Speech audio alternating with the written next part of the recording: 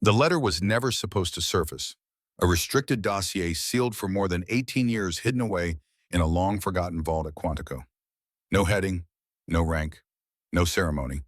Only a single code name pressed in faded ink across its weathered surface. Iron Wolf. For years, nobody knew who the name pointed to, until someone cracked it open. And the moment they did, nothing remained the same. November 14th, 2006, Afghanistan, Helmand Province. 3:47 in the morning. 12 Marines trapped in an abandoned compound, surrounded by more than 60 Taliban fighters armed with heavy weapons and rocket-propelled grenades. 2 Chinook helicopters already shot down attempting rescue. 8 good men dead before they hit the ground. Standard extraction procedures had failed. Command protocols had failed. Hope had failed. In Washington, a room full of generals stared at satellite imagery and wrote condolence letters to 12 families. The mission was declared unsalvageable. The order came down from the Pentagon itself. Stand down, retreat, write them off. But one person refused to accept that answer. One person they hadn't counted on. One person nobody believed in. A 20-year-old corporal, medical corps, too young, too small, too quiet. And in 47 minutes, that corporal did what an entire military command structure said was impossible. Brought all 12 Marines home alive. 0 casualties. The operation was classified immediately. The after-action reports were sealed under national security protocols. The medals were awarded in closed ceremonies that never made the news. And the name Iron Wolf disappeared into legend, until now. Because 18 years later, that legend just walked through the gates of Fort Braxton, and nobody recognized her. The dawn at Fort Braxton carried a biting chill. November again, always November. The sky hung low and gray over the training grounds of North Carolina, heavy clouds promising rain that hadn't yet decided to fall. The kind of morning that made old injuries ache and new recruits question their life choices. This was where future Marine leaders were forged, a place where discipline wasn't requested. It was imposed, where weakness wasn't tolerated. It was eliminated, where every step, every word, every breath was measured against a standard most civilians couldn't begin to comprehend. The obstacle course stretched across the eastern field like a monument to controlled suffering. Rope climbs, wall scaling, tire runs, barbed wire crawls. Each station designed not just to test physical capability, but to break down ego and rebuild it into something useful. At the far edge of the main yard, standing apart from the clusters of eager cadets, was Sergeant Evelyn Blackwell. 38 years old, 5'6", 135 pounds soaking wet, hair pulled back in a regulation bun so tight it could have been painted on, uniform pressed with creases sharp enough to cut paper, boots polished to a mirror shine that reflected the overcast sky, posture absolutely perfect, hands locked behind her back, eyes forward. Everything about her appearance screamed regulation. Everything about her presence whispered something else entirely. But nobody was listening. She'd arrived at 0600 exactly as ordered, processed through intake with 0 conversation beyond yes, sir, no, sir, understood, sir, collected her bunk assignment, her training schedule, her meal card, filed into formation with the other late transfers without making eye contact. The whispers started almost immediately. A medical corps transfer. At command school, she's got to be what 35-40 medics don't belong here. This is for combat leaders. Maybe she knows somebody. Political favor. Probably begged her way in. Evelyn heard every word. Her hearing had been tested at Paris Island 20 years ago and scored in the 98th percentile. She could pick out individual conversations in a crowded mess hall. Could hear a safety being clicked off from 30 yards in the dark.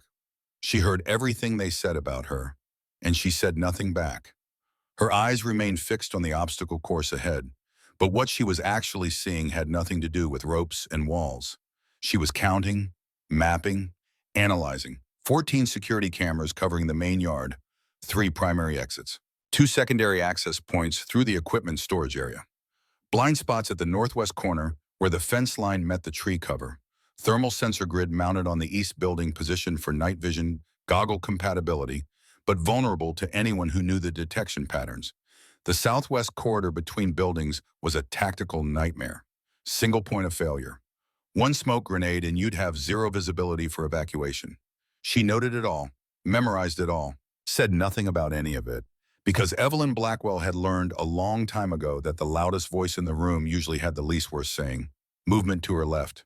A group of cadets approached. 6 of them, all male, all in their mid-20s, all carrying the particular brand of arrogance that came from being told you were special before you'd actually done anything to earn it. Leading them was Lieutenant Garrett Ashford, 26 years old, 6'2", linebacker build, square jaw, perfect teeth, the kind of recruiting poster good looks that made civilians trust you and made experienced NCOs roll their eyes. He walked like command was his birthright rather than something earned through blood and sacrifice. His uniform was immaculate, but worn with the casual confidence of someone who'd never had to fight for respect because it had always been freely given. Ashford stopped 3 feet from Evelyn, close enough to establish dominance, far enough to maintain the pretense of professionalism. His eyes swept over her with the kind of assessment that was meant to be noticed, meant to make her uncomfortable, meant to establish the hierarchy before a single word was spoken. Transfer. His voice carried just enough volume to draw attention from nearby cadets. This wasn't a private conversation. It was a performance. Evelyn's eyes didn't move, didn't even flicker in his direction. Sergeant Blackwell, sir. Her voice was level, neutral, the minimum response required by regulation and nothing more. Ashford's smile sharpened. Not quite friendly, not quite cruel, somewhere in between where privilege lived. Not here, you're not. He let the words hang for a moment, making sure the audience was paying attention. Here, you're just another cadet trying to keep pace. Medical background. It wasn't really a question. He'd already read her file, already formed his opinions. This was about establishing what he thought she was in front of everyone else. Evelyn said nothing. The silence stretched. One of Ashford's group, stocky corporal with a Tennessee accent, couldn't help himself. Medics playing soldier. That's new. Scattered laughter from the gathering crowd. Not loud, not quite brave enough for that, but enough to make the point. Another voice from the back, younger, trying too hard. Bet she got in on diversity points. Command school's gotta hit those quotas. More laughter, bolder now. Ashford didn't participate in the jokes, didn't need to. His smile did the work for him. He was the ringleader who never had to throw the first punch because he had people willing to do it for him. Evelyn's posture didn't change, didn't stiffen with offense, didn't relax with defeat, just remained exactly as it had been. Parade rest, eyes forward, breathing steady and controlled. But if anyone had been paying attention to the right details, they would have noticed her left hand, still locked behind her back. But the fingers were moving, barely perceptible, counting. 1, 2, 3, 4, 5, 6. 6 people in Ashford's immediate group. 7, 8, 9, 10, 11, 12, 13, 14. 14 observers in the wider circle.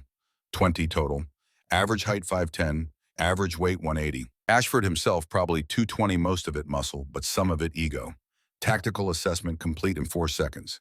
If this went physical, Ashford would lead with his right. He had a tell, a slight shift of weight onto his back foot before any aggressive movement. The corporal from Tennessee would come from the left flank. The younger one making diversity jokes would hesitate, wouldn't commit unless he saw others moving first. She could drop Ashford in under 3 seconds. Knee to the outside collapse, his stance control the fall. Tennessee would be next, the others would scatter. But that wasn't the play here, because Evelyn Blackwell hadn't come to Fort Braxton to fight cadets. She'd come to disappear. Ashford waited another few seconds for a response that never came. When it became clear she wasn't going to take the bait, his smile faded into something colder. Gonna be a long few months for you, Sergeant. He drew out her rank like it was an insult. Then he turned and walked away, his group following like baby ducks who'd learned their waddle from watching him. The crowd dispersed. The whispers continued. The jokes got a little bolder now that they'd seen she wouldn't fight back. Evelyn remained exactly where she was, eyes forward, hands locked, breathing steady, but her mind was already 3 steps ahead. Ashford was predictable. The crowd was predictable. The whole situation was predictable because she'd seen it a dozen times before in a dozen different contexts. What wasn't predictable was why she'd been sent here in the first place. 3 weeks ago, she'd been stationed at Camp Lejeune. Medical Corps, quiet assignment, no drama, no attention. Exactly what she'd requested after her last deployment. Then the orders came through. Transfer to Fort Braxton. Command School Instructor Track. Report November 15th. No explanation, no context. Just orders. And Evelyn Blackwell had learned a long time ago that when orders didn't make sense, someone else was playing a game you weren't meant to understand yet. So she'd come, and she'd watched, and she'd waited. The morning formation bell rang across the yard. Cadets began moving toward the assembly area in organized chaos. Voices calling out positions. boots striking pavement in rhythmic patterns that weren't quite synchronized yet. Evelyn fell into step at the rear of the formation, not leading, not following too close, just present, occupying space without drawing attention. The assembly was standard, an officer she didn't recognize, a speech about excellence and dedication that she'd heard variations of for 20 years, announcements about training schedules and equipment maintenance and weekend liberty restrictions. She listened with half her attention.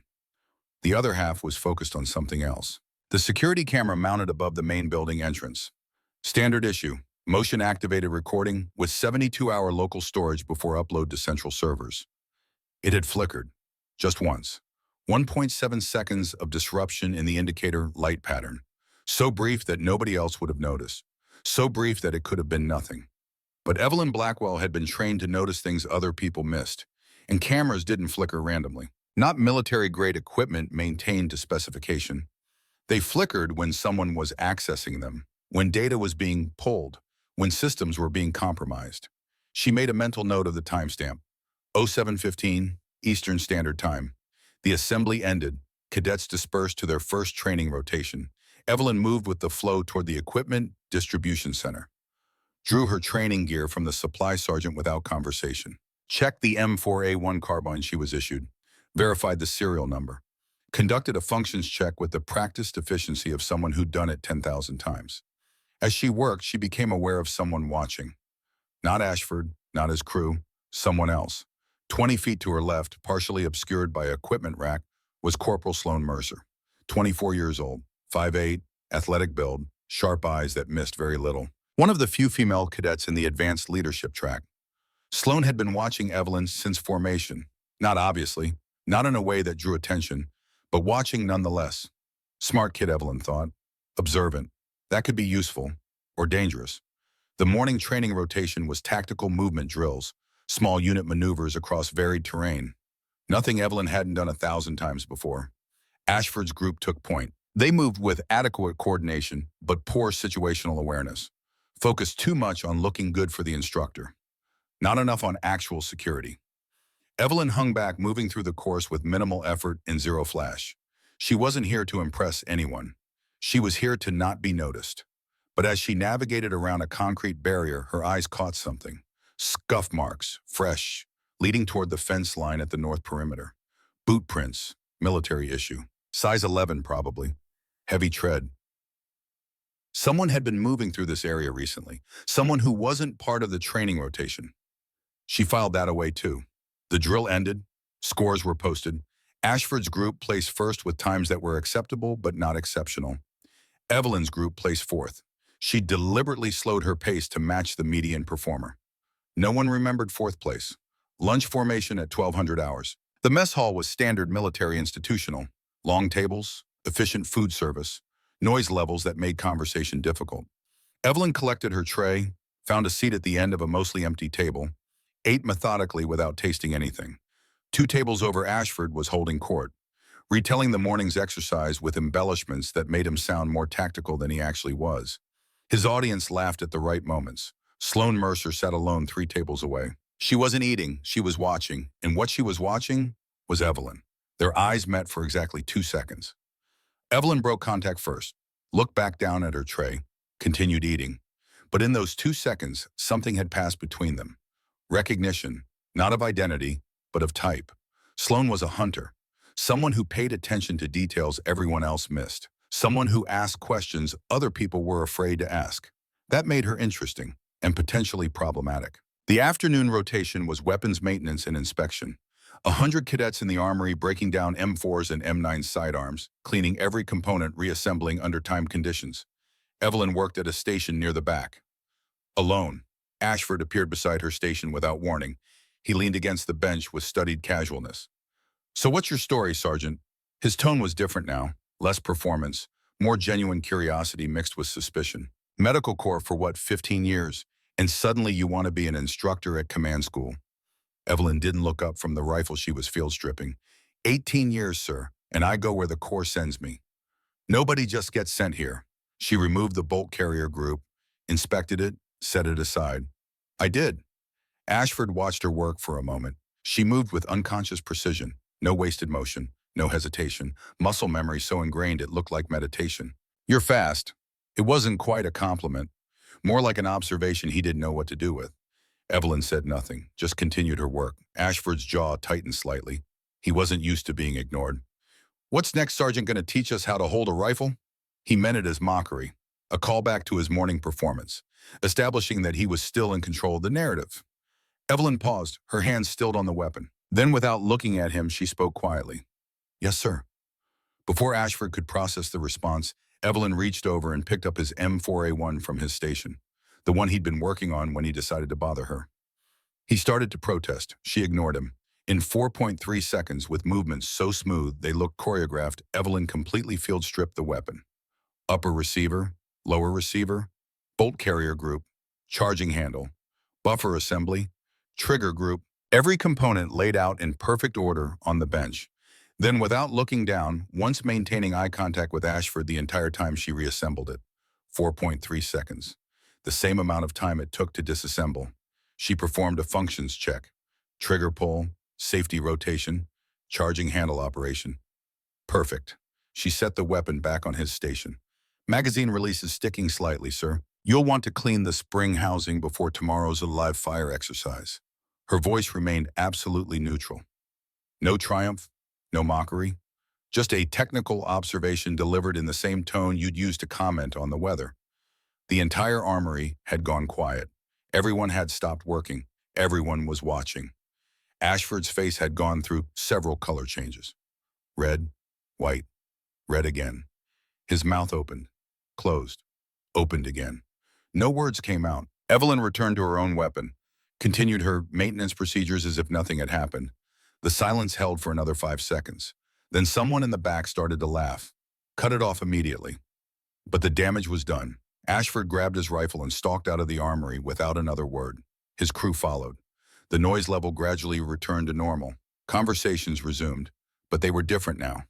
Quieter, more thoughtful. And every few seconds, someone would glance over at the quiet sergeant in the back, who just humiliated a lieutenant without raising her voice or changing her expression. Sloane Mercer watched from her station 20 feet away. She'd seen the whole thing. Seen the precision, seen the deliberate eye contact, seen the absolute confidence, and she'd seen something else. When Evelyn had reached for Ashford's rifle, there'd been a moment, a fraction of a second, where her sleeve had ridden up slightly. Sloane had caught a glimpse of Evelyn's forearm. Scars, old ones, faded but still visible, the kind you got from crawling under barbed wire, or through broken glass, or across terrain that wanted to shred you alive. Not training scars, combat scars. Sloane filed that away, added it to the growing list of things that didn't quite match the official story. Medical Corps Sergeant, 18 years of service, transferred to command school, but moves like a special operator. Observes like someone expecting ambush. Carries herself like someone who's been in situations where 4 seconds was the difference between living and dying. Who was Sergeant Evelyn Blackwell? The question itched at Sloane's brain for the rest of the afternoon. Evening formation at 1800 hours. Dinner. Free time until 2100, then lights out. Evelyn used the free time to walk the perimeter. She moved slowly, casually. Just another sergeant getting some air before rack time. Hands in pockets. Posture relaxed. But her eyes were working. The fence line was chain link. 12 feet high, razor wire on top, standard security. Easily defeated by anyone with bolt cutters and 10 minutes of privacy. The camera she'd noticed this morning was mounted at the southeast corner, still functioning normally now. Indicator light steady, but the flicker had been real. She continued her walk. Noted the junction box near the equipment storage building. Unmarked. Probably telecommunications. Possibly also security system routing. Access panel secured with a standard military padlock. Grade 3. Could be picked in under 30 seconds by anyone with basic training. Evelyn paused near the box, not looking directly at it, just standing nearby, apparently absorbed in watching the sunset. Her peripheral vision caught the edge of something, fresh scratches on the lock housing. Someone had been here recently, someone who'd tried to access this box and hadn't been particularly careful about leaving evidence. Evelyn resumed walking, completed her circuit, returned to the barracks. The common area was half full. Cadets writing letters, reading, playing cards, the standard evening rituals of military life. Evelyn went straight to her assigned bunk, third rack, second tier, middle of the room. Not isolated enough for privacy, not prominent enough for attention. She sat on her bunk, pulled out a small notebook from her cargo pocket. The kind you could buy at any PX for $2. She opened it to a blank page and began to write, not in English, in a code she'd developed years ago, a personal shorthand that looked like random marks and notations to anyone who didn't have the key. Camera anomaly, OH715, southeast corner, junction box, fresh marks, entry attempt, perimeter fence, scuff marks near north section, thermal grid, southwest corridor vulnerable. She paused, pen hovering over paper, then added one more line. Why am I here? Because that was the real question. The one that tied everything else together. Someone had pulled strings to get her transferred to Fort Braxton. Someone wanted her here specifically, in this place, at this time, and someone else had been probing the security systems, testing defenses, looking for weaknesses. Coincidence. Evelyn Blackwell had stopped believing in coincidences around the same time she'd stopped believing her nightmares would ever completely go away. She closed the notebook, slid it under her pillow, lay back on her bunk, stared at the ceiling. Around her, the evening sounds of the barracks continued. Conversations, laughter, someone's phone playing music too loud. Normal. Everything normal, except it wasn't. At 2300 hours long after lights out, Evelyn was still awake. She lay motionless in the dark, eyes open, breathing steady, listening. Most of the barracks was asleep now, snoring, sleep-talking. The sounds of 40 people unconscious in close quarters. But not everyone was asleep. 2 racks over Sloan Mercer was also awake. Evelyn could tell by the breathing pattern, too controlled, too measured, watching or thinking both probably. Evelyn closed her eyes, not to sleep, to think. Something was happening at Fort Braxton, something beneath the surface, something that had been set in motion before she arrived. And now she was part of it, whether she wanted to be or not. At 23:47, Evelyn's tablet buzzed, just once. A single vibration from the personal device locked in her footlocker. She waited 3 minutes, made sure everyone nearby was still settled. Then she slipped out of her bunk, moved silently across the barracks in her socks, retrieved the tablet from her locker. The screen showed one notification, encrypted message, no sender identification, no subject line, just 4 words glowing in the darkness. Iron Wolf, stand by. Evelyn's hand froze midair. Her pulse remained steady. Training held. But something cold moved through her chest. Not fear, recognition. That code name had been buried 18 years ago. Classified under protocols that required presidential authorization to access. Sealed in vaults that weren't supposed to be opened. Ever. And yet here it was, on her personal tablet, in a message that shouldn't exist. Someone knew who she was. Someone knew where she was. And someone was reactivating protocols that had been specifically designed to stay dead. Evelyn stood in the dark barracks tablet, glowing in her hands, and felt the careful life she'd built over 18 years begin to crack. Because Iron Wolf wasn't just a call sign, it was a promise, and promises made in blood never really went away. They just waited. In the dark. Until someone called them home. The message stayed on the screen for exactly 10 seconds before it disappeared. No trace. No notification history. No proof it had ever existed except for the cold weight settling in Evelyn's chest. She stood motionless in the darkened barracks tablet, dark again in her hands, listening to the breathing patterns of 40 sleeping Marines around her. Iron Wolf, stand by.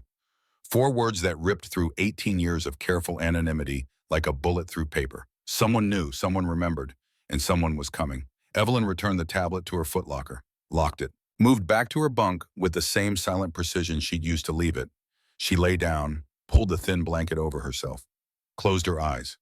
But sleep was a tactical impossibility now. Her mind was already running scenarios, threat assessments, exit strategies, the kind of calculations she'd sworn she was done making. At 04:30, she gave up pretending and rose for morning PT. The briefing hall at Fort Braxton could hold 200 personnel when fully packed. At 0800 the next morning, it held 83 cadets, 12 instructors, and 1 sergeant who nobody wanted sitting next to them. Evelyn took a seat in the back row. Far right corner, while behind her, clear sight lines to both exits, old habits that refused to die no matter how many years passed. The room filled gradually, conversations in clusters, the social hierarchy of military training already establishing itself. The confident ones near the front, the uncertain ones in the middle, the ones who'd rather not be noticed gravitating toward the edges. Ashford entered with his usual entourage, 5 cadets who'd decided their best path forward was riding his coattails. They took seats in the second row. Prime real estate, close enough to the instructors to look engaged, far enough back to whisper commentary. Ashford glanced toward the back, spotted Evelyn. His expression flickered through several emotions before settling on something between contempt and wariness. He leaned toward the cadet next to him, said something. The cadet looked back, laughed. Evelyn's expression didn't change. 3 rows up, Sloane Mercer entered. She scanned the room with the systematic attention of someone conducting a threat assessment rather than looking for a seat. Her eyes landed on Evelyn for exactly 2 seconds. Then she chose a seat in the middle section, alone, where she could observe both the front of the room and the sergeant in the back, without being obvious about it. Smart, Evelyn thought again. That one's going to be trouble. The briefing began at precisely 0800. Major William Cross, the senior training officer, was a squared-away Marine in his mid-40s, with the kind of bearing that came from 3 combat deployments and zero tolerance for mediocrity. He ran through the day's training schedule with clipped efficiency. Tactical communications exercise at 0900, leaf fire drills at 1100, leadership evaluation scenarios after lunch. Standard curriculum. Nothing Evelyn hadn't seen before. But then Major Cross did something unexpected. He looked directly at the back row, directly at Evelyn. We also have a new instructor joining the cadre today. Major Vaughn Keller will be conducting advanced security assessment protocols for senior cadets. Evelyn's breathing remained steady. Her posture didn't shift, but every nerve ending in her body went on alert. Vaughn Keller. She hadn't heard that name spoken aloud in 18 years. The last time she had, it was in a debriefing room at Camp Leatherneck, Afghanistan. 2 days after Operation Damascus Ridge, 4 operators had gone into that compound with her. Only 3 had come out. The 4th had vanished during the chaos of extraction, presumed killed, eventually declared KYA when nobody was recovered. Except Vaughn Keller hadn't died. He'd disappeared, and now he was here. The briefing continued. Major Cross outlined evaluation criteria, performance standards, the usual administrative framework of military training. Evelyn heard none of it. Her mind was running different calculations now. Probability assessments, threat matrices. Keller showing up at Fort Braxton the same week she received transfer orders wasn't coincidence. Keller being assigned to security protocols when someone was probing the base defenses wasn't coincidence. Nothing about this was coincidence. The briefing ended at 0830. Cadets began filing out toward their first training rotation. Conversations rose to fill the space. The normal chaos of transition between scheduled events. Evelyn remained in her seat, watching, waiting, and then he walked in. Major Vaughn Keller looked exactly like she remembered, and nothing like she remembered. 45 years old now, still lean, still moved with the controlled efficiency of someone whose body was a weapon he'd trained to lethal precision. But there was something else now, something harder, something that lived in his eyes and the set of his jaw. He wore his uniform like armor, ribbons and badges that told a story of exemplary service. Bronze Star, Purple Heart, Combat Action Ribbon. All of it legitimate, all of it lies. Keller's eyes swept the emptying hall, found Evelyn, held her gaze for 3 seconds. Then he walked directly toward her. The last few cadets hurried out, sensing the tension in the air even if they didn't understand it. The room cleared until it was just the 2 of them. Keller stopped 10 feet away. Professional distance, but his body language screamed something else entirely. Sergeant Blackwell? His voice was exactly as she remembered. Smooth, controlled. The kind of voice that could convince you to trust him right up until the moment he put a knife in your back. Major Keller. Evelyn stood, not to show respect, to equalize the tactical situation. Sitting made you vulnerable. Keller's expression remained professionally neutral. I was surprised to see your name on the transfer roster. I imagine you were, sir. The sir carried no deference, just the minimum required by regulation. Keller took 2 steps closer. 8 feet now, stills outside immediate striking range, but close enough for the conversation to feel intimate, threatening. You shouldn't be here, Blackwell. The Corps seems to disagree, sir. The Corps doesn't know what I know. And what's that, sir? Keller's jaw tightened slightly, the first crack in his professional facade. That some things are better left buried. Some names are better left forgotten. He let the words hang between them, heavy with implication.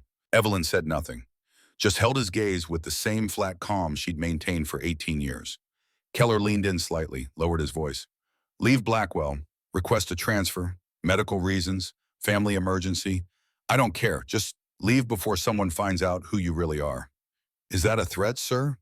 It's advice from someone who knows how these things work. These things. Classification, compartmentalization, operational security. He straightened, stepped back, restored the professional distance.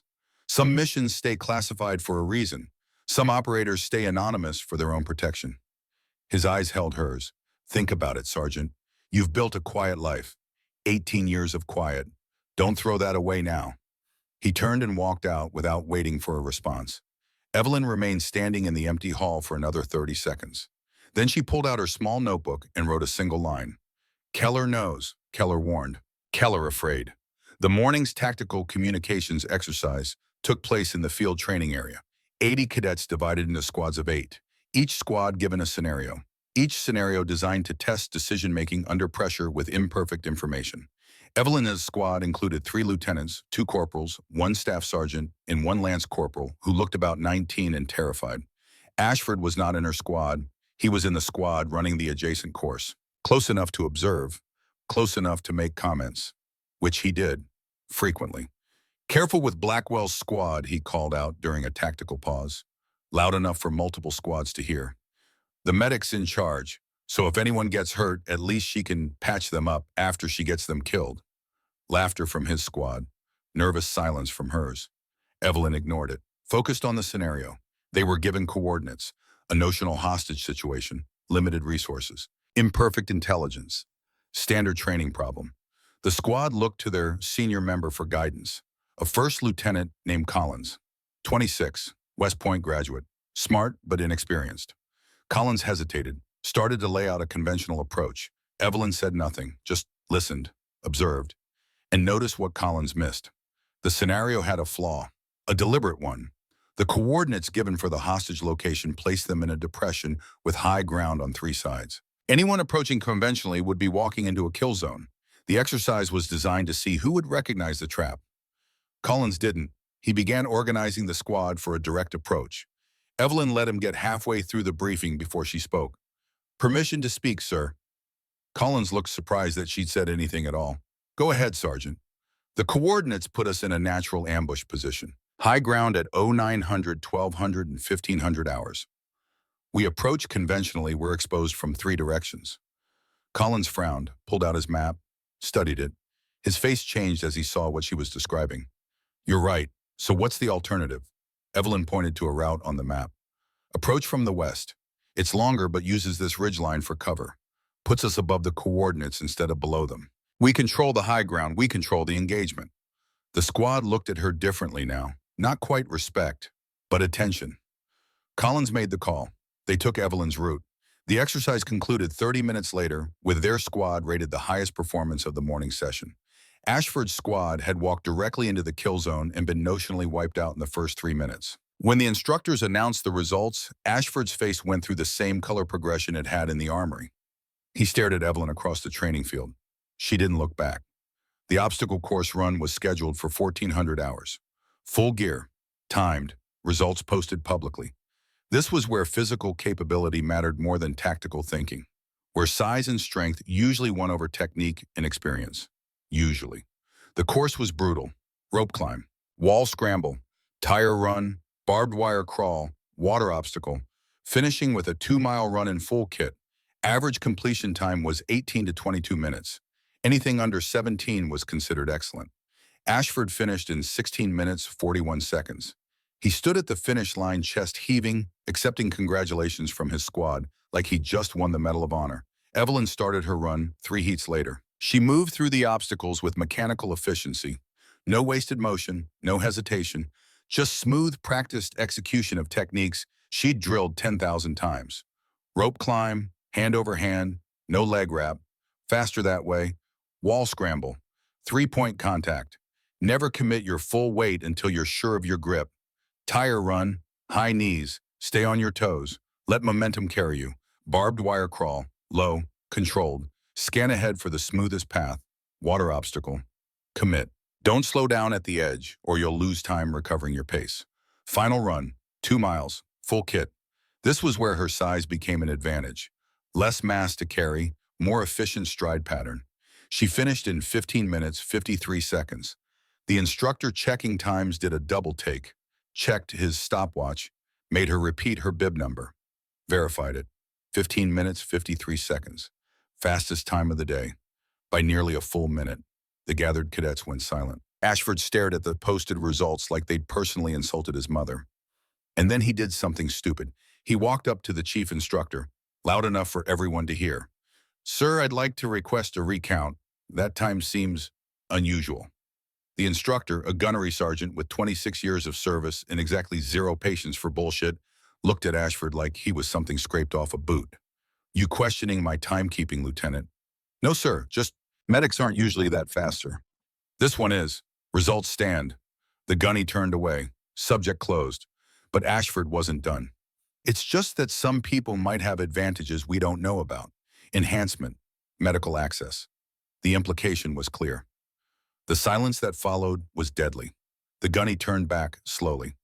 "Are you accusing Sergeant Blackwell of using performance-enhancing substances, Lieutenant?" Ashford realized he'd stepped too far, but pride wouldn't let him back down. "I'm just saying it should be verified, sir." "It will be. Sergeant Blackwell, you're ordered to report to medical for random screening. Results to be posted by 1700 hours. Evelyn nodded once. "Yes, Gunnery Sergeant." She walked away toward the medical building without another word. Ashford watched her go, satisfaction on his face. He'd just guaranteed she'd be humiliated when the test came back clean, and everyone knew he'd forced it out of spite. Or so he thought. The live fire exercise was scheduled for the following morning. Small unit tactics on the range, live ammunition, moving targets, stress conditions. The kind of training where mistakes could be fatal. Evelyn arrived at the armory at 05:30 to draw her weapon and ammunition. The M4A1 she was issued felt wrong the moment she picked it up. Too light. She conducted an immediate function check. Trigger mechanism was sticking. Not badly, just enough to throw off your timing in a fraction of a second. She flagged the armor, got a replacement weapon, but that nagging feeling wouldn't go away. Someone had tampered with that rifle. Not badly enough to cause immediate failure, but enough to create problems during a live fire when split-second timing mattered. Evelyn said nothing, just made a mental note and moved on. The exercise began at 0600, 8 squads on the range simultaneously, moving through urban warfare scenarios with pop-up targets and hostile fire simulation. Evelyn's squad was third in rotation. They moved through the course with decent coordination, nothing spectacular, nothing disastrous, until they reached the final objective, a rope bridge crossing over a 15-foot ravine. Standard obstacle, navigated successfully by hundreds of Marines. Evelyn was third across. She reached the halfway point when she felt it. The rope harness around her safety line had been loosened. Not dramatically, just enough that her weight and momentum were causing it to slip. She had maybe 3 seconds before it failed completely. 2 choices: go forward fast and hope to reach the platform before the harness gave way, or go back and abort. Going back meant failure, meant delays, meant drawing attention. Going forward meant risk. Evelyn went forward. She moved fast, hand over hand, boots finding purchase on the rope ladder beneath her. The harness slipped another inch, then another. 5 feet from the platform.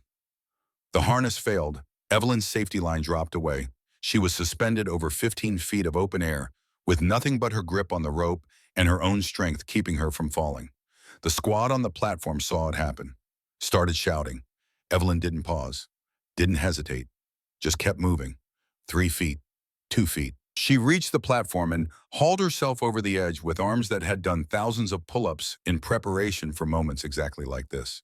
She rolled to safety, stood up, looked back at the failed harness hanging loose over the ravine.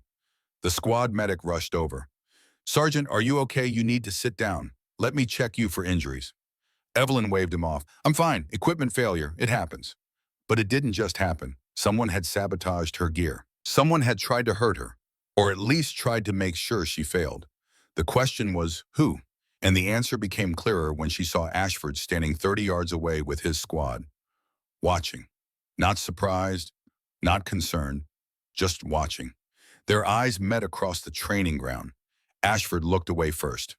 That night, Evelyn's tablet vibrated again at 2300 hours. She retrieved it from her locker, checked the screen. Another encrypted message. "Iron Wolf. Stand by. Whitfield inbound 0600. Whitfield. Marcus Whitfield. The name hit her like a fist to the chest. Captain Whitfield. The man she'd pulled out of that compound in Helmand Province 18 years ago. The man who'd told her to leave him and save the others. The man whose life she'd saved last because that was what the mission required.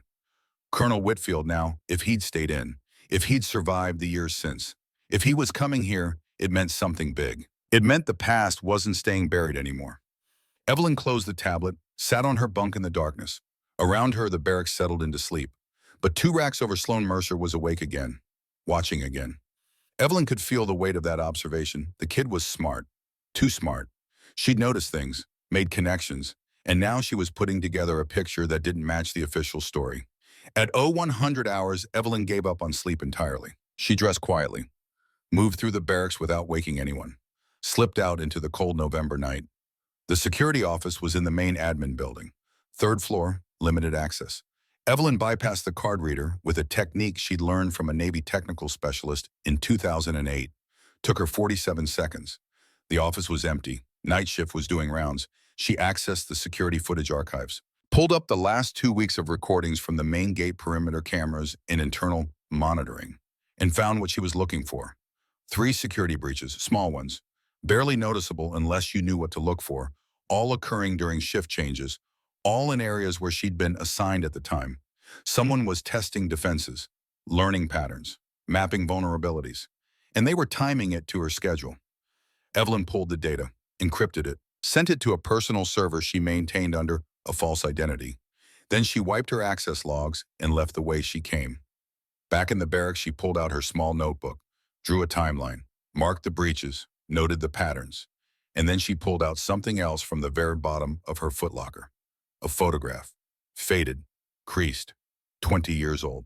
5 operators in desert camouflage standing in front of a Chinook helicopter.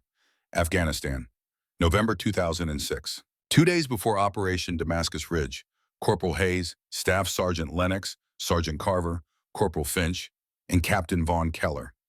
All of them young, all of them confident, all of them about to walk into a nightmare that would kill 3 of them and scatter the rest to the winds. Evelyn studied Keller's face in the photograph. Then she pulled out a red pen, drew a circle around his face, wrote 2 letters next to it.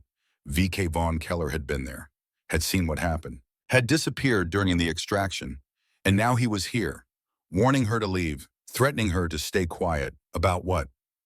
What had he done 18 years ago that required her silence now? Evelyn stared at the photograph for a long time. Then she tucked it back into her footlocker. But she knew the truth now. Someone was testing Fort Braxton's defenses. Someone had sabotaged her equipment. Someone had tried to drive her away. And that someone was connected to events from 18 years ago that were supposed to stay buried forever.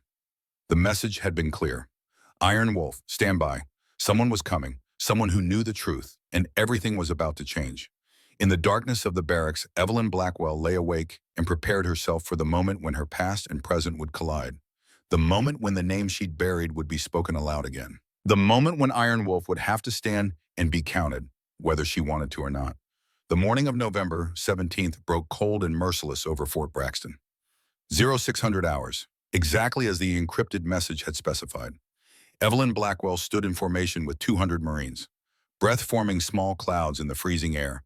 Her uniform pressed sharp enough to draw blood, boots reflecting the gray dawn sky like black mirrors. She hadn't slept. Not really. 3 hours of shallow rest, punctuated by old nightmares that never quite went away. Desert sand, gunfire, the weight of men she'd carried on her shoulders, the ones who lived, the ones who didn't, 20 years of service, 18 years of silence. And now someone was about to break that silence wide open. The sound came first, distant, growing, rotor blades cutting through cold morning air.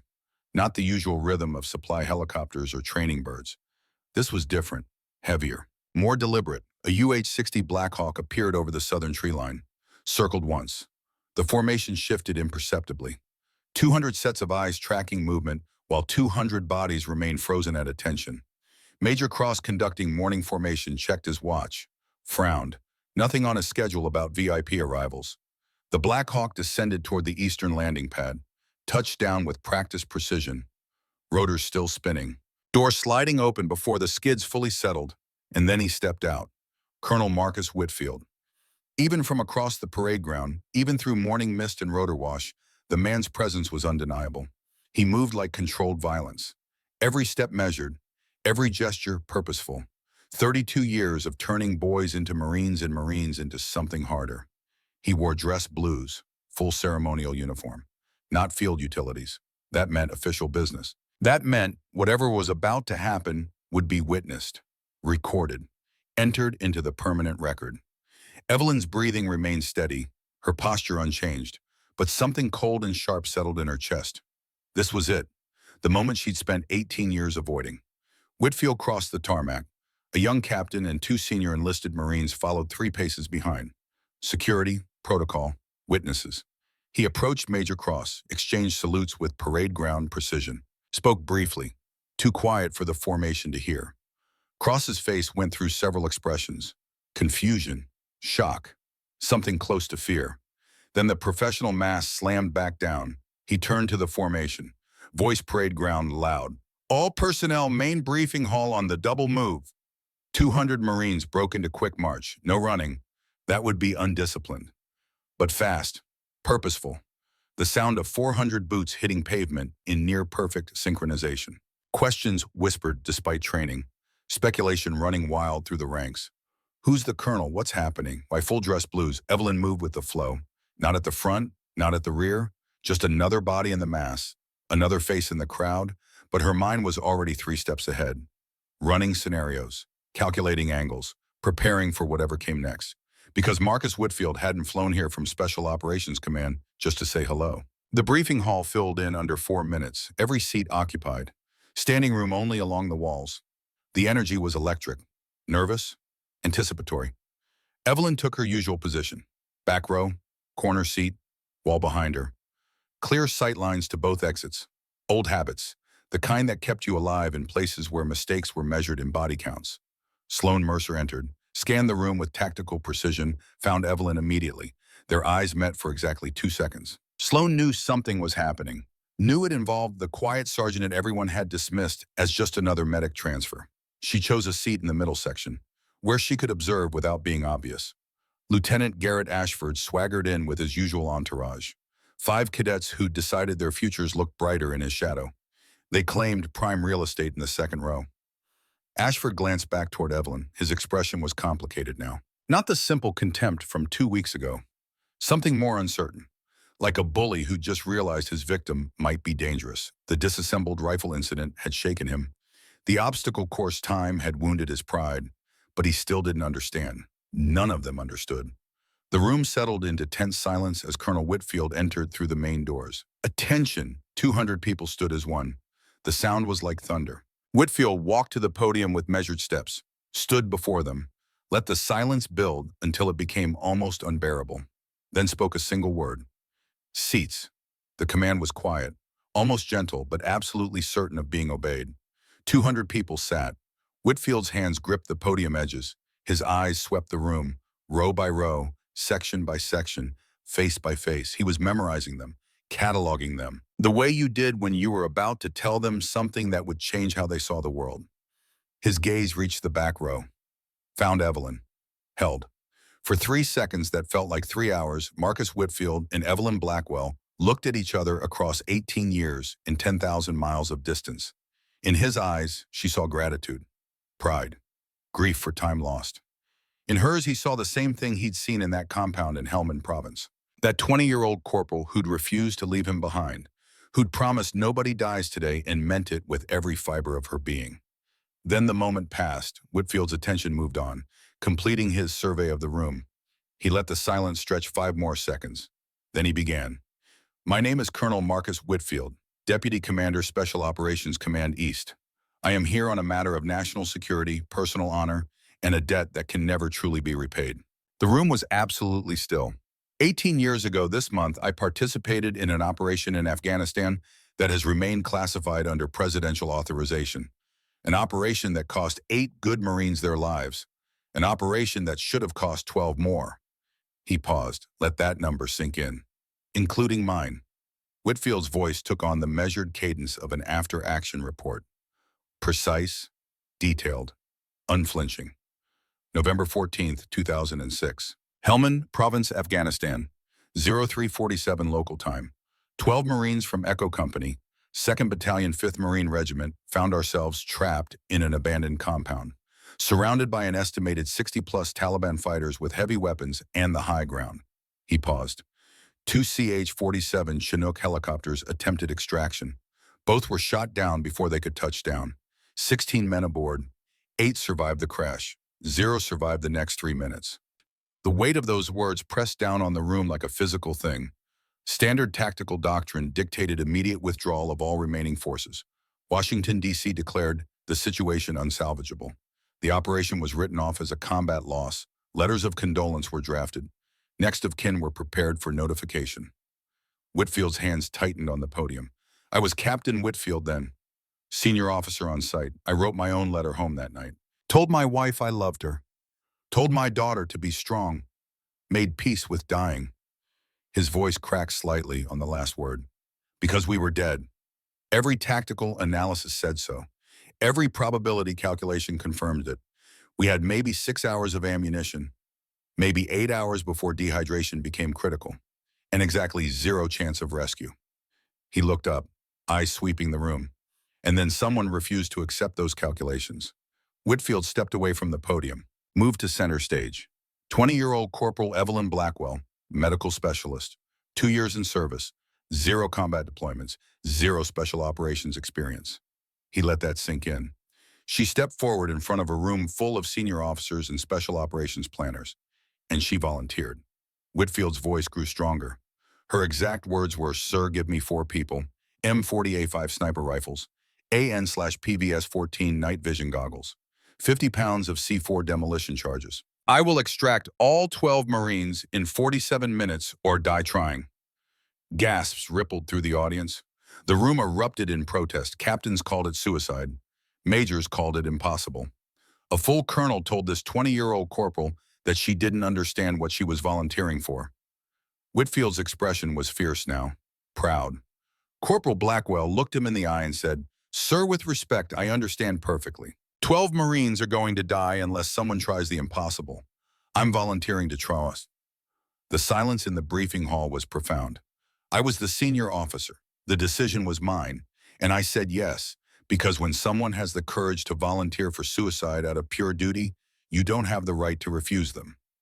Whitfield turned, looked directly at the back row. "Iron Wolf, stand by." Time stopped. Every head turned. Every eye found Sergeant Evelyn Blackwell sitting quietly in the back corner where she'd hoped to remain invisible forever. She stood slowly, smoothly, with the controlled precision of someone who'd heard that call sign 10,000 times. Boots together, hands at her sides, eyes forward. Lieutenant Garrett Ashford's face drained of all color. His mouth opened, but no sound emerged. Sloan Mercer's eyes went wide, pieces clicking into place with almost audible snaps. Major Cross looked like someone had just told him gravity works sideways. Whitfield's voice carried across the silent hall. "Sergeant Evelyn Blackwell, front and center." Evelyn moved down the center aisle, each boot strike precise as a metronome. Not fast, not slow, just the measured pace of someone who'd walked toward impossible odds so many times it had become routine. She reached the front, stopped exactly 6 feet from Whitfield, came to perfect attention. For a long moment, they just looked at each other. Then Whitfield's military bearing cracked slightly. Something human showing through. "Good to see you again, Iron Wolf." Evelyn's voice was steady, giving nothing away.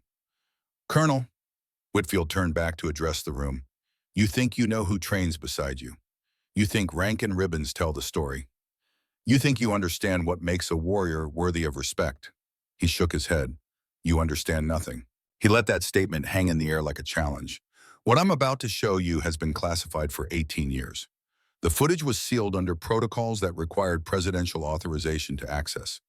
I received that authorization 72 hours ago, for one showing. This morning, right now." The lights dimmed, a projector activated, the screen filled with grainy night vision footage, green and black, timestamp in the corner. 14th of November, 2006, 04:10:47, local, Helmand Province.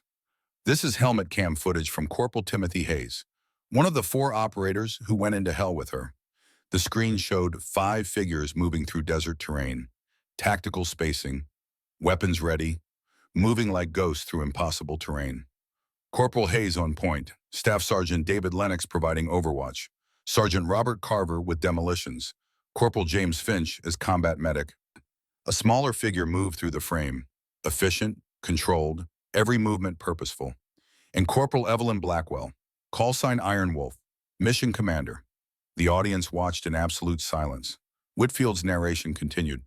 Thermal imaging showed hostile positions. 14 fighters north perimeter, 18 south, 25 in roaming patrols. Any conventional approach would have walked directly into overlapping fields of fire. A kill zone. On screen, the team moved through terrain that looked suicidal, using micro-terrain features. Dead ground, shadows. Corporal Blackwell didn't choose a conventional approach. She analyzed the compound structure, identified a drainage tunnel 18 inches in diameter running under the north wall. Too small for adult males, but not too small for her. The footage showed Evelyn approaching the tunnel entrance, removing her plate carrier, her rifle. She went in alone, no body armor, no primary weapon, just a sidearm and the absolute certainty that 12 Marines were counting on her. The screen went black for 8 seconds, then flickered to life from a different angle. Interior compound. Bodies slumped against walls. Blood. Chaos. The room gasped. She found us in the central courtyard. 12 Marines, 6 wounded, 3 critical. I was one of the critical cases. Whitfield's voice was rough now, heavy with memory. Shrapnel wound to the femoral artery. Massive blood loss. I had maybe 15 minutes of consciousness left. Maybe 20 before I bled out completely. The footage showed a young Evelyn Blackwell moving between wounded Marines, assessing, prioritizing, making decisions no 20-year-old should ever have to make. I gave her a direct order. I told her to take the younger Marines first, the ones with wives, with children, with futures. Whitfield paused. Her response is not on the audio recording, but I remember every word. She said, "With respect, sir, shut the hell up and maintain pressure on your wound. Nobody dies today, nobody. That's not a suggestion, that's an order." Surprised laughter broke the tension, but it died quickly. Then she made a choice that defines everything you need to know about leadership under pressure. The footage showed Evelyn working on 3 Marines who were clearly dying.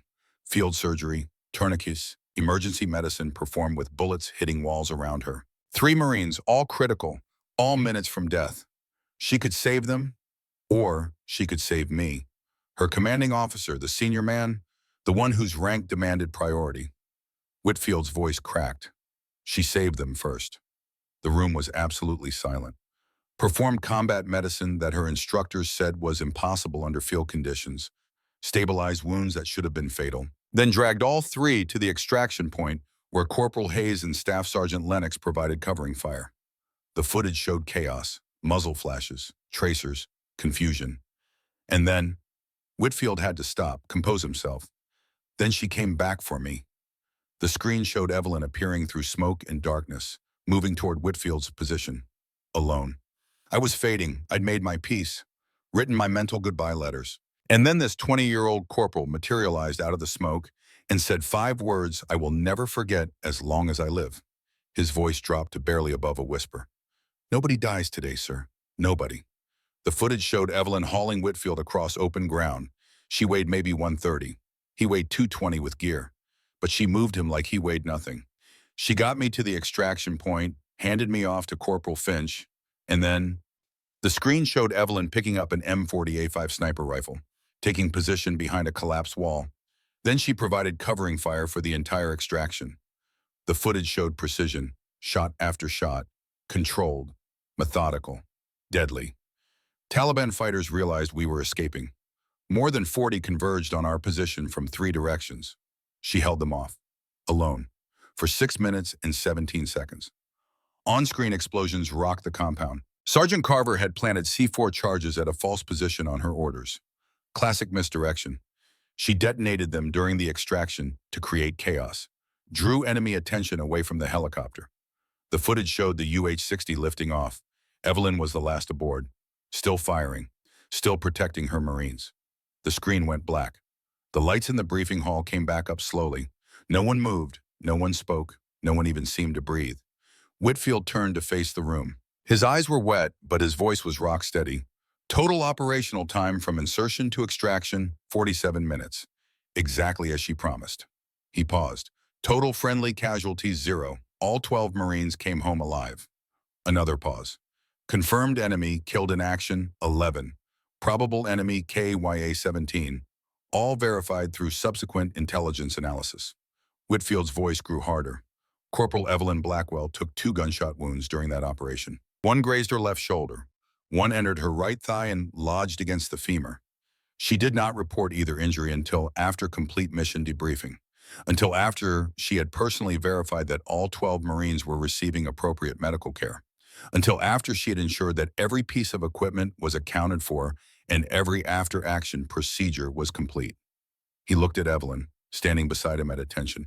She was 20 years old. She had been in the Marine Corps for exactly 2 years and 16 days, and she commanded an operation that special operations planners called impossible, that senior officers called suicide, that tactical analysts said had 0 probability of success. Whitfield's voice rose. She was awarded the Medal of Honor in a closed ceremony that exists nowhere in public records. The citation is classified. The operation is classified. Her name has been classified for 18 years. He turned to face the room fully. But I am declassifying it right now, because this hall is full of future leaders who need to understand what real leadership actually looks like. His eyes swept every face. It doesn't look like rank insignia. It doesn't look like ribbons on a chest. It doesn't look like swagger or arrogance or the loudest voice in the room. He gestured to Evelyn. It looks like a 20-year-old corporal volunteering for suicide because 12 people needed her. It looks like impossible decisions made under impossible pressure. It looks like taking bullets and not complaining. It looks like bringing everyone home alive when everyone said it couldn't be done. Whitfield stepped back, came to rigid attention. You have been training beside a legend. You have been dismissing as just a medic, one of the most highly decorated special operators in modern Marine Corps history. You have been mocking someone who has more combat experience and more confirmed saves than everyone in this room combined. His voice hardened to steel. Iron Wolf is not just a call sign. It is a promise. It is a standard. It is what happens when duty and courage meet impossible odds and refuse to back down. Colonel Marcus Whitfield saluted Sergeant Evelyn Blackwell, and 200 Marines erupted. Everyone standing, everyone saluting. The sound of 400 boots hitting floors simultaneously was like cannon fire. Evelyn stood at the front of the hall, surrounded by salutes, surrounded by respect she had never wanted, never asked for, never sought. Her face remained professionally neutral, but Sloan Mercer, watching closely, saw what others missed. Evelyn's left hand, the one they couldn't see, trembling, not from fear, from 18 years of emotion held tightly under control, suddenly threatening to break free. The salutes held. 5 seconds, 10, 15, 20. Finally, Whitfield lowered his hand. The room followed. He turned to Evelyn, spoke quietly, just for her. They understand now. Evelyn's voice was barely audible. This wasn't necessary, Marcus. Yes, it was, because this isn't about recognition, it's about protection. Her eyes narrowed slightly. From what? Whitfield's expression darkened. From someone who knows you're here. Someone who has 18 years of reasons to keep you quiet. Cold reality crashed down. Keller, Major Vaughn Keller, assigned into Fort Braxton 3 weeks ago under Security Protocols Authority. He warned me to leave, because he knows what you saw, what you can testify to, what you represent. Evelyn kept her voice low, aware of 200 people watching. What did he do? Whitfield pulled a tablet from his aide, showed her the screen. Classified intelligence reports, encrypted communications, financial transaction records. He sold tactical intelligence to Taliban forces, not after Damascus Ridge, before. He gave them our insertion coordinates, our strength estimates, our timeline. He's the reason those 12 Marines were trapped. He's the reason 8 men died in those helicopters before we could even attempt rescue. The words hit like bullets. You have proof. We have communications. We have financial records showing payments from known Taliban financial networks to accounts he controlled. What we don't have is eyewitness testimony from someone who was there, someone who can verify his pre-mission behavior, someone who noticed the inconsistencies. Whitfield met her eyes. You're the only other operator besides me who was present at the full mission briefing, who saw his reactions, who can place him at specific times and locations. Your testimony is the difference between circumstantial evidence and conviction for treason. He disappeared during extraction. He ran because he knew if we came back alive, questions would be asked. So he vanished during the chaos, declared killed in action when his body wasn't recovered, started over under a new identity. Until now. Until now, someone with serious resources pulled strings, got him reassigned here under his real name, gave him access to security systems and base protocols. Evelyn's tactical mind was already moving. He's been testing defenses, learning patterns. He knows I'm here. He's preparing for elimination. We believe he has less than 48 hours before our investigation forces his hand. Then we don't wait for him to move. We force the engagement on our terms. Whitfield allowed himself a small smile. There's the Iron Wolf, I remember. What do you need? Full security access. Complete personnel files, and I need Keller to think he's winning. Dangerous. Tactical. 48 hours. Then we better move fast. They walked out of the briefing hall together, colonel and sergeant, commander and warrior. But somewhere in the depths of Fort Braxton, in a darkened security office, Major Von Keller watched the briefing through monitors he'd compromised weeks ago. Watched Whitfield's arrival. Watched the revelation. Watched his carefully constructed cover disintegrate and made his decision. If it was ending, he would end it on his terms. At precisely 1700 hours that afternoon, alarms screamed across Fort Braxton. Breach detected. West perimeter. Multiple hostiles. Armed incursion. This is not a drill. And Iron Wolf's final mission began. Evelyn was moving before the second alarm cycle completed. She'd been in her quarters, reviewing security footage on her tablet, mapping Keller's patterns, waiting for exactly this moment, because she'd known it was coming. Cornered animals always attacked. Her go bag was already packed, had been for 3 days.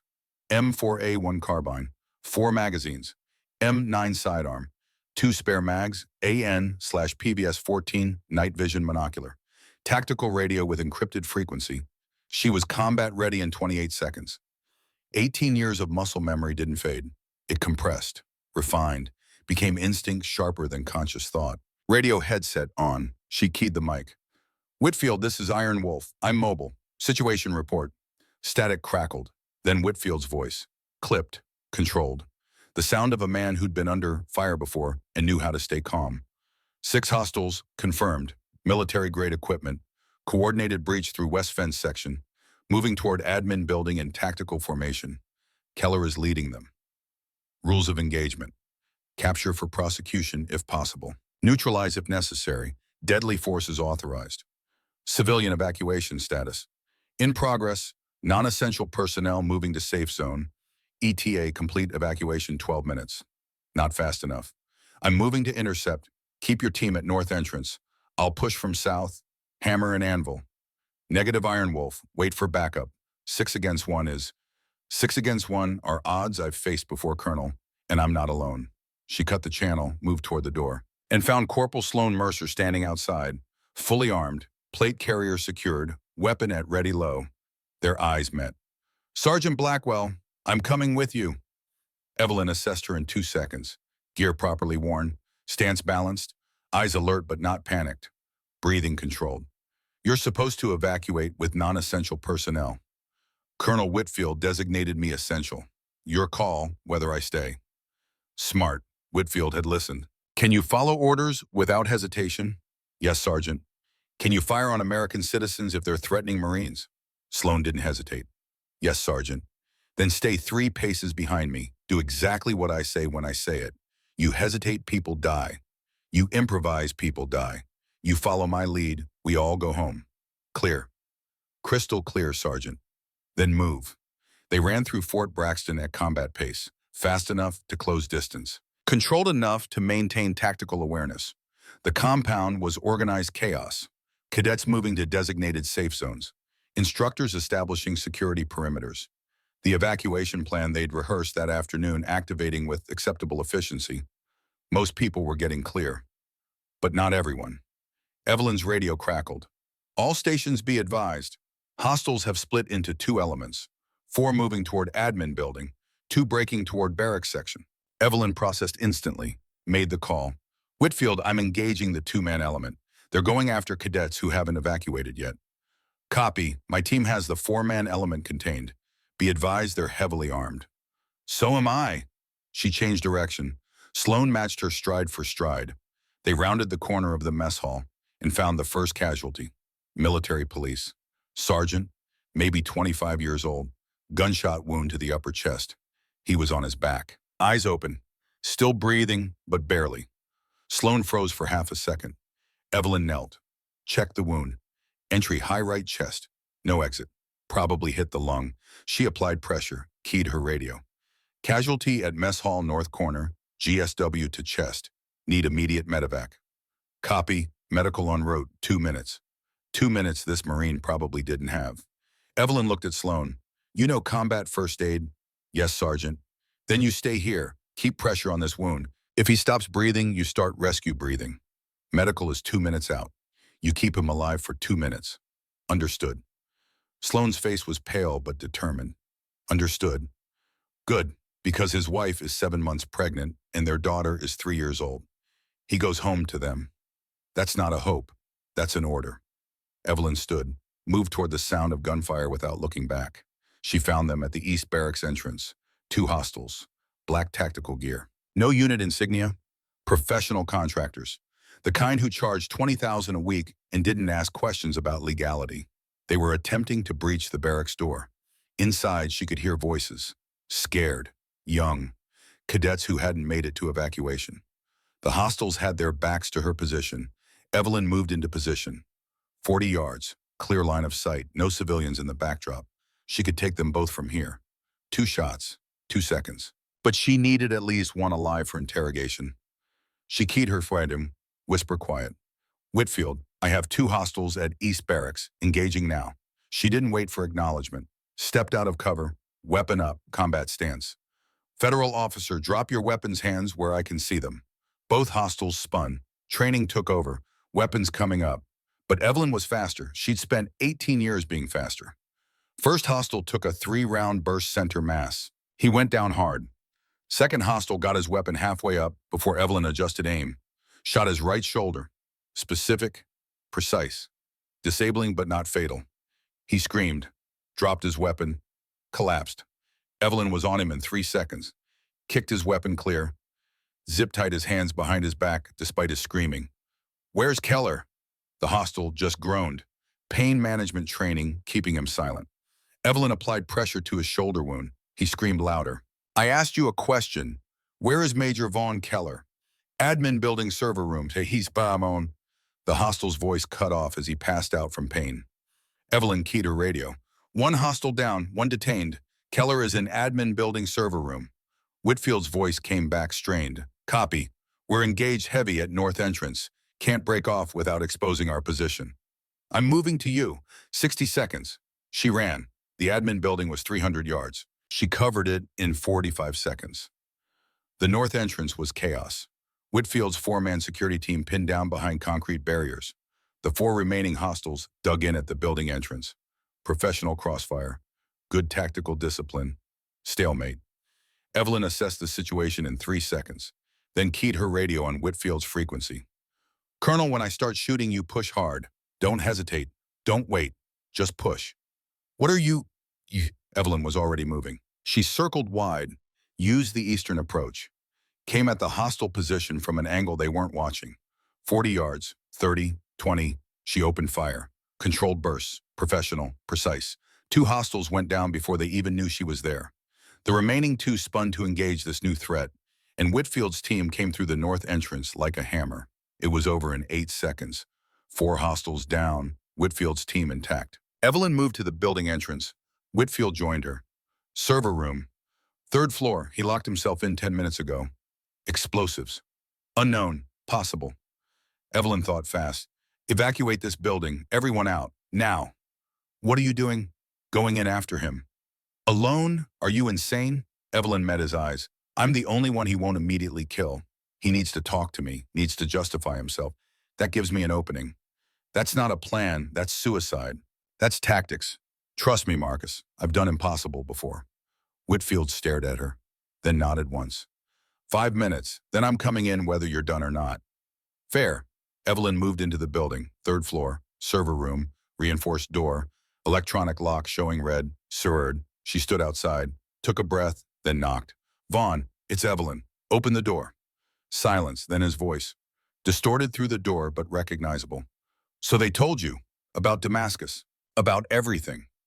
They told me you're a traitor, that you sold out 12 Marines, that you caused the deaths of 8 good men.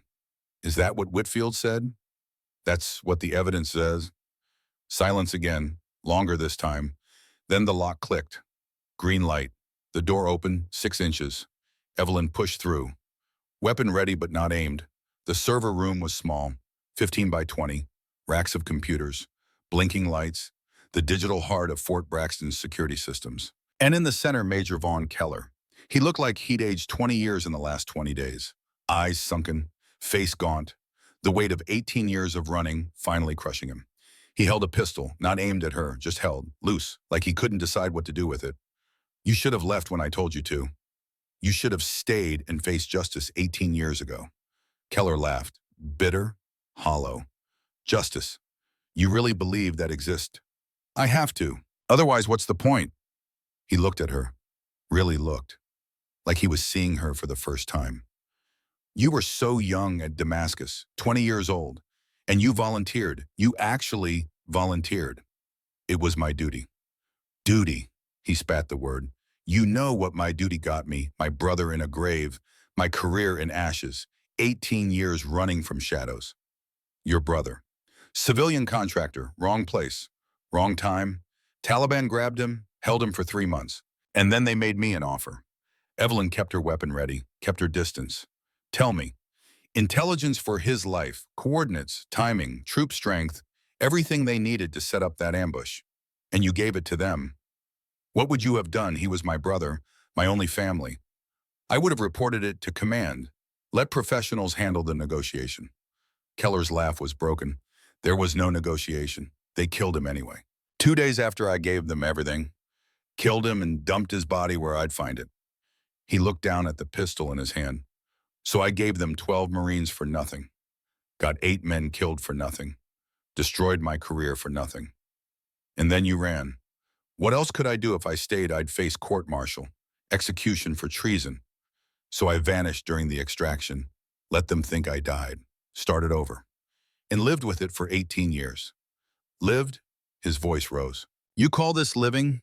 Every day wondering if today's the day someone figures it out. Every night dreaming about those 8 men in the helicopters, about the 12 in that compound. His hand tightened on the pistol. You saved them all, every single one. Did the impossible, became a legend. He looked at her with something like hate. And I became a ghost. You became a traitor. There's a difference. I did what I had to do. No, Evelyn's voice was hard. You did what was easy, what felt justified in the moment. But you had choices. You always had choices. Easy, Keller's face twisted. You think any of this was easy? Easier than facing the consequences. Easier than telling the truth. Easier than accepting responsibility.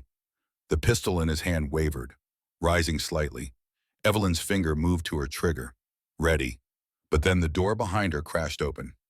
Lieutenant Garrett Ashford burst through, unarmed, hands out. Major Keller, don't. Keller's pistol snapped toward Ashford. Evelyn moved without thinking, stepped between them, weapon up, aimed at Keller's center mass. Don't do it, Vaughn. This can still end without more death.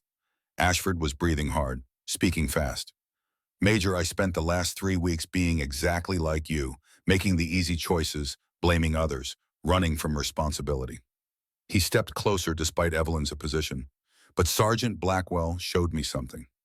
Showed all of us something. That courage isn't about never being afraid. It's about facing what scares you anyway. Keller's hand was shaking now. You don't understand, I understand you're scared. I understand you've been running. But you can stop running now. You can face it. Make it right. There's no making this right. Maybe not, but there's facing it with honor instead of dying like a coward. The words hit Keller like a slap. His pistol lowered slightly. I'm already dead. The moment Whitfield brought that evidence, I was dead. Evelyn's voice was quiet, certain. Then die clean. Die having told the truth. Die having faced what you did. Why, what difference does it make? Because those 8 men in the helicopters deserve to know why they died. Those 12 in the compound deserve to know who betrayed them. And you deserve to stop running. Keller stared at her, then at Ashford, then at the pistol in his hand. For 5 seconds, nobody breathed. Then slowly, so slowly, Keller's hand opened. The pistol clattered to the floor. He collapsed to his knees. "I'm sorry. God, I'm so sorry." Evelyn lowered her weapon, keyed her radio. "Whitfield, suspect in custody. No shots fired. We're coming out." She pulled Keller to his feet, secured his hands, looked at Ashford. "That was incredibly stupid and incredibly brave. Thank you." Ashford's face was pale but proud. "I learned from the best sergeant." They walked out together. 3 months later, Fort Braxton, Advanced Tactical Leadership Classroom. 40 cadets, notebooks open, attention focused forward. At the front, Sergeant Evelyn Blackwell stood beside a tactical diagram. Beside her, Corporal Sloan Mercer wore the new patch on her shoulder. Wolfpack Training Division. In the third row, Lieutenant Garrett Ashford took notes. No longer arrogant, no longer mocking. Changed fundamentally by what he'd witnessed. Evelyn addressed the class. "Leadership is not about rank. It's not about credentials. It's not about who sounds most confident in the briefing room." She paused. "Leadership is about making the right call when everything is wrong. When the easy choice is obvious and the right choice is impossible." She gestured to the diagram. The Blackwell Doctrine. 3 principles. First mission, success is measured in lives saved, not enemies killed. Second, leaders eat last, fight first, and accept responsibility always. Third, nobody gets left behind, ever. Regardless of rank, regardless of tastet. One cadet raised her hand. "Sergeant Blackwell, what if saving everyone is impossible?" Evelyn's expression softened slightly. "Then you redefine impossible. You find the option nobody else saw. You take the risk nobody else would, and you refuse to accept failure as inevitable." Another question. "What happened to Major Keller?" The room went quiet. "Major Keller is currently serving a life sentence at the United States Disciplinary Barracks. He pled guilty to treason, conspiracy, and violations of the Uniform Code of Military Justice. He cooperated fully with investigators, provided evidence that led to the arrest of 3 foreign intelligence operatives and 2 defense contractors." She paused. "He chose to face what he'd done, to stop running. That doesn't erase his crimes. But it shows that even someone who made terrible choices can still choose honor at the end."